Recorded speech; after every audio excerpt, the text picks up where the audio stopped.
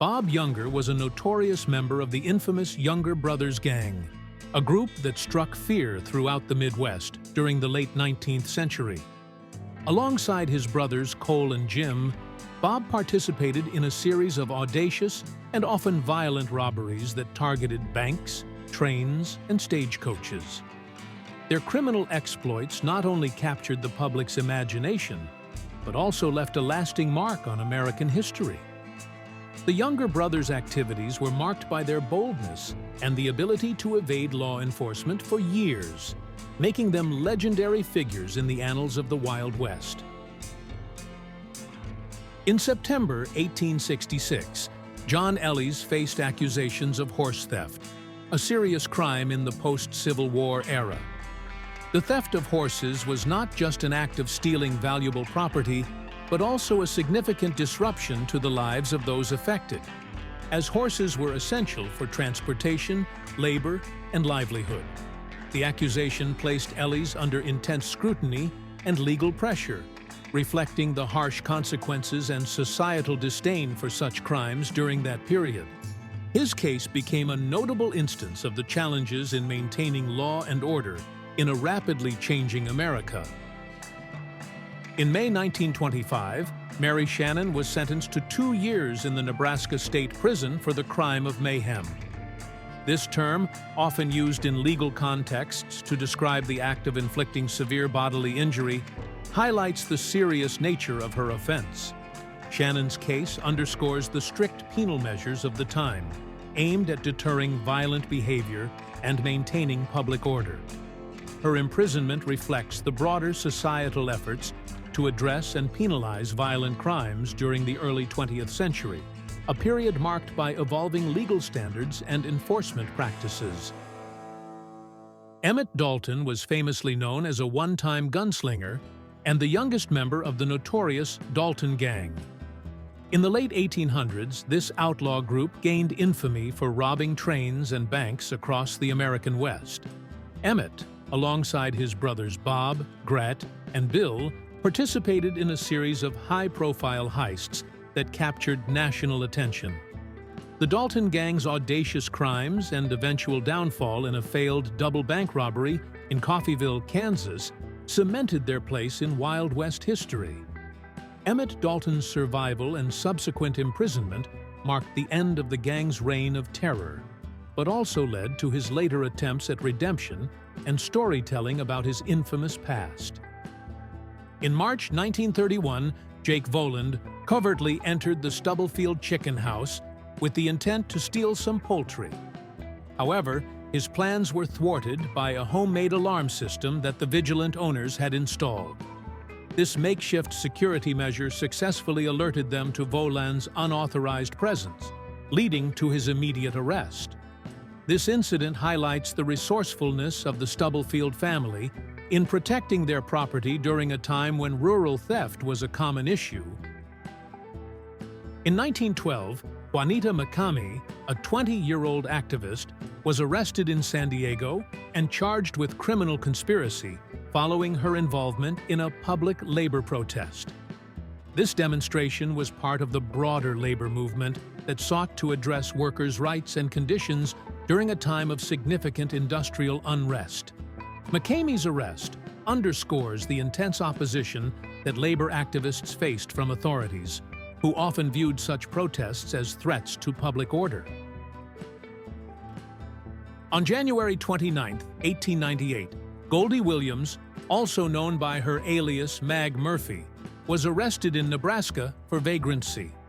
The charge of vagrancy often targeted individuals perceived as living without visible means of support, and it was frequently used to control and penalize marginalized populations.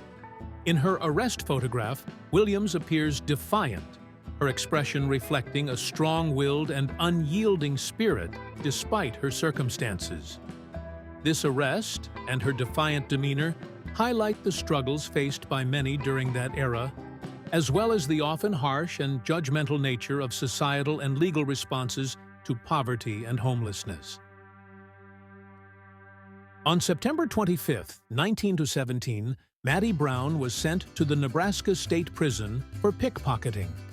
Her crime, often associated with urban environments and crowded areas, landed her a year-long sentence behind bars. During a time when the legal system dealt harshly with theft-related offenses, Brown's imprisonment underscores the societal efforts to curb petty crimes and maintain public order. Her year in prison reflects the punitive measures of the early 20th century, aimed at deterring repeat offenses and rehabilitating offenders within the constraints of the period's penal philosophy. Alv Lytle received a sentence of 12 to 15 years in the Nebraska State Prison for his involvement in a bank robbery. This severe penalty reflects the gravity with which the justice system viewed bank robbery, a crime that not only threatened financial institutions, but also instilled fear in the public. Lytle's lengthy prison term highlights the stringent measures taken to deter such high-stakes crimes and maintain societal order. During an era when bank robberies were particularly sensationalized, his sentence served as a stark warning to others contemplating similar offenses. An unidentified inmate at the Washington State Reformatory, a facility within the Monroe Correctional Complex, represents one of many individuals serving time in this extensive correctional system. The Monroe Correctional Complex, located in Washington State, houses various institutions designed to manage different levels of offender custody and rehabilitation. The presence of unidentified or anonymized inmates underscores the often overlooked personal stories within the larger penal system. In 1901, J.P. Robinson was arrested in Nebraska for running a clever scam. He bought beers using Mexican dollars, which closely resembled American dollars, but were worth less than half their value.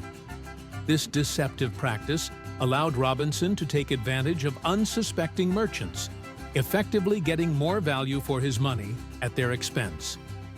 His arrest highlights the inventive yet illegal methods some individuals employed to exploit the differences in international currency. In November 1899, an unidentified member of the Omaha police force was captured holding Herbert Cochran in a headlock during his mugshot. Cochran had been arrested on charges of burglary. This unusual and forceful pose in the photograph underscores the rough methods sometimes employed by law enforcement during that era. Cochran's arrest for burglary, a serious crime involving breaking and entering with the intent to commit theft, highlights the challenges faced by police in maintaining order and protecting property at the turn of the century. The image reflects both the stern approach to crime and the harsh realities of law enforcement practices of the time. In 1894, Wyoming authorities briefly captured the infamous outlaw Butch Cassidy and took his mugshot for horse theft. At that time, his most notorious crimes were still ahead. Following his release from jail, Cassidy formed the notorious Wild Bunch Gang and recruited the infamous Sundance Kid. Together, they embarked on a spree of bank and train robberies that terrorized the Old West. Cassidy's criminal exploits became legendary, epitomizing the lawlessness of the frontier. His life of crime ultimately ended in a dramatic gunfight in Bolivia, cementing his legacy as one of the most iconic outlaws in American history. An unidentified 11-year-old boy was arrested for stealing a car, highlighting a shocking instance of juvenile delinquency. Despite his young age, he committed a serious crime, which brought him into the legal system at an early stage of his life.